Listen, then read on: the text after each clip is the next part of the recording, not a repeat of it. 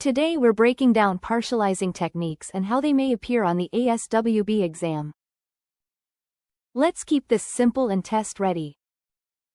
Partializing is a clinical technique used to help clients break down large, overwhelming problems into smaller, manageable parts.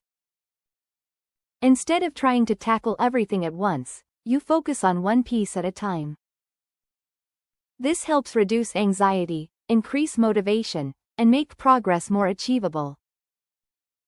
For example, a client who is overwhelmed with debt, relationship stress, and job pressure might start by addressing just one issue, like creating a manageable budget, before moving on to other stressors.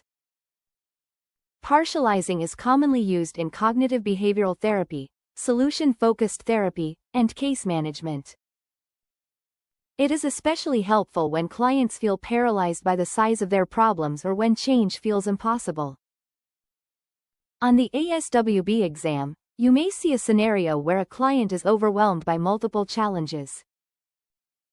The question often asks which intervention is most appropriate.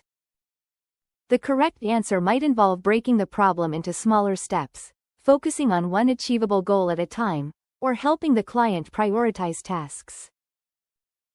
Remember, the exam tests whether you can recognize interventions that make problems more manageable and reduce client anxiety, not just definitions.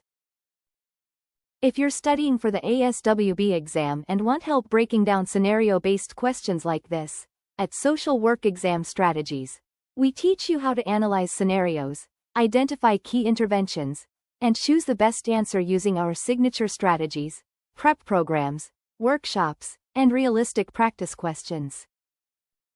Visit socialworkexamstrategies.com and let's get you licensed.